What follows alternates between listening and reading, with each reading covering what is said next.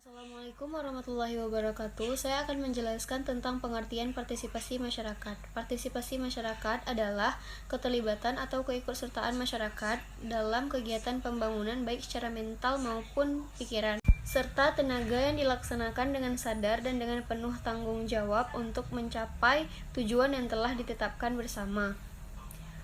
Dari beberapa kajian literatur tentang partisipasi masyarakat di negara-negara berkembang menunjukkan bahwa konsep partisipasi diinterpretasikan secara luas. Menurut Oakley, mengartikan partisipasi ke dalam 3 bentuk, yaitu yang pertama, partisipasi sebagai bentuk kontribusi, yaitu interpretasi dominan dari partisipasi dalam pembangunan di dunia. Ketiga adalah melihatnya sebagai bentuk keterlibatan secara sukarela atau bentuk kontribusi lainnya dari masyarakat desa menetapkan sebelumnya program dan proyek.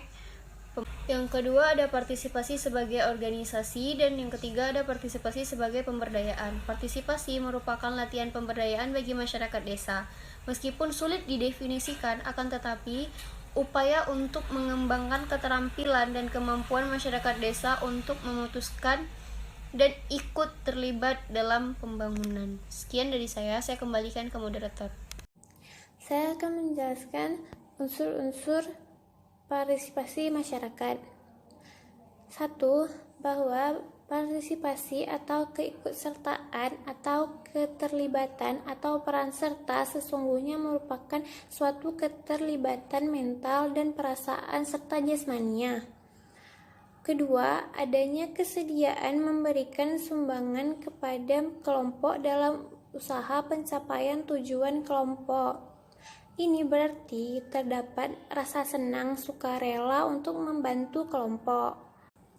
Ketiga, adanya rasa kesadaran dan tanggung jawab terhadap kelompok.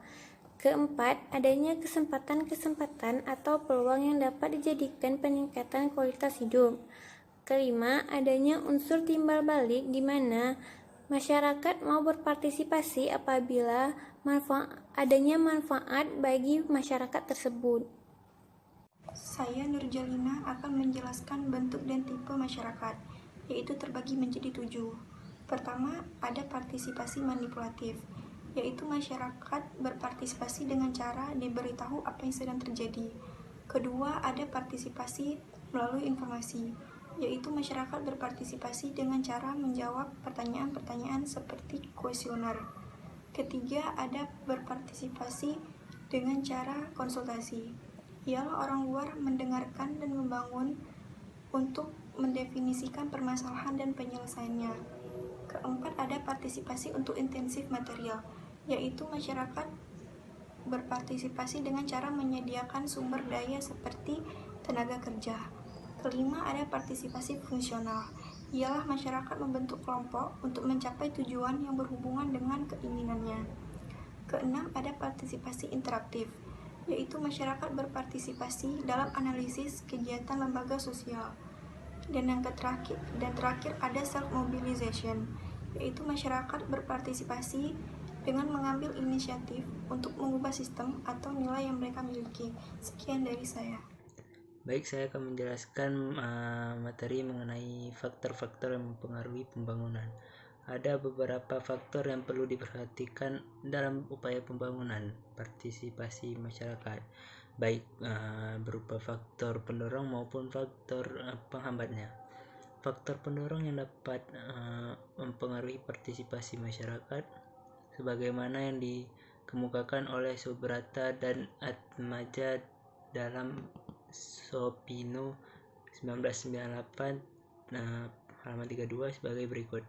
Adanya interest dan partisipan, kemudian ada hadiah dari suatu kegiatan, kemudian adanya keuntungan dari kegiatan, kemudian motivasi dari luar.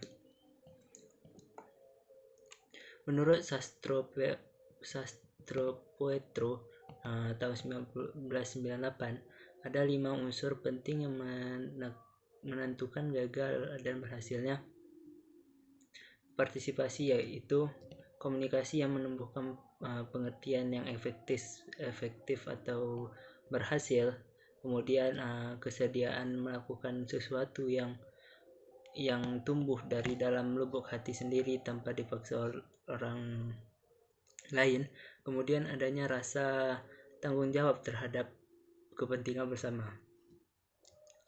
Hadi Dwianto tahun 2005 mengemukakan bahwa faktor penghambat untuk meningkatkan partisipasi publik di Indonesia adalah yaitu faktor sosial seperti tingkat pendidikan, pendapatan, dan komunikasi. Kemudian ada juga faktor budaya. Faktor budaya ini meliputi sikap dan perilaku, kemudian pengetahuan, dan juga adat istiadat. Yang ketiga yaitu faktor politik. Yang keempat yaitu faktor birokrasi para pengambil keputusan. Menurut McClellan tahun 2003, rendahnya partisipasi masyarakat disebabkan oleh beberapa faktor, yaitu adanya penolakan secara internal di kalangan anggota masyarakat dan penolakan eksternal terhadap pemerintah, kemudian kurangnya dana, kemudian terbatasnya informasi, pengetahuan dan pendidikan masyarakat, dan juga kurang sesuai dengan kebutuhan masyarakat. Banyak program pembangunan yang kurang memperoleh antusias dan partisipasi masyarakat karena kurangnya kesempatan yang diberikan kepada masyarakat untuk berpartisipasi. Di pihak lain juga sering dirasakan kurangnya informasi yang disampaikan oleh kepada masyarakat mengenai kapan dan dalam bentuk apa mereka dapat atau dituntut untuk berpartisipasi. Pemberian kesempatan berpartisipasi pada masyarakat harus dilandasi oleh pemahaman bahwa masyarakat setempat layak diberi kesempatan membangun bagi perbaikan mutu hidupnya. Menurut Margono dalam Mardikanto tahun 2003, tumbuh kembangnya partisipasi masyarakat dalam pembangunan dipengaruhi oleh 3 faktor, yaitu adanya kesempatan yang diberikan kepada masyarakat untuk berpartisipasi. Kemudian yang kedua, adanya kemauan untuk berpartisipasi. Sekian penjelasan dari saya, lebih dan kurang mohon maaf. Sekian, terima kasih. Assalamualaikum warahmatullahi wabarakatuh. Baik, saya akan menjelaskan tentang proses perencanaan pembangunan daerah. Yang pertama ada Musbangdes, yaitu Musbangdes atau Musyawarah Pembangunan Desa. Perencanaan pembangunan dimulai dari tingkat desa, yang biasanya didirikan oleh mereka yang ditunjuk oleh peraturan perundang-undangan ataupun sesuai dengan kebijakan dari kabupaten. Namun seringkali dalam prakteknya hanya menjadi semacam lip service belaka karena kegunaan dan Musbangdes ini masih perlu dipertanyakan. Mestinya sebelum dilakukan musyawarah di tingkat desa, ketua RT dan RW mengajak berembuk dengan warga mengenai kebutuhan apa saja yang diajukan sebagai usulan kepada pemerintah desa. Lalu dilakukanlah musyawarah pembangunan tingkat desa tersebut. Yang kedua ada Musbangcam. Musbangcam yaitu musyawarah pembangunan kecamatan, merupakan tindak lanjut dari pelaksanaan musyawarah pembangunan tingkat desa. Kegiatan ini dilakukan untuk mengumpulkan sebagai masukan dari seluruh kawasan desa dalam satu kecamatan. Kemudian yang menghadiri biasanya adalah mereka perwakilan dari desa. Karena sudah banyak masuk dari seluruh desa, maka semestinya pada tingkatan ini sudah harus dipikirkan mengenai pembuatan skala prioritas pembangunan yang akan diajukan.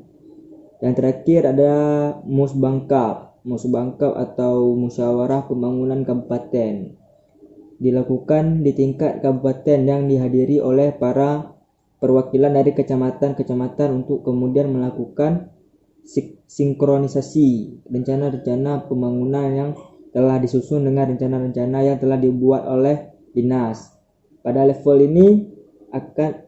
ini biasanya akan terjadi tarik ulur kepentingan antara masukan aspirasi dari masyarakat Oleh karena itu harus dicari format skala prioritas pembangunan masyarakat melalui pola peringkingan sehingga dapat dicapai kesepakatan bersama dan tidak hanya pada coret-mencoret yang dilakukan oleh para kepala dinas semata.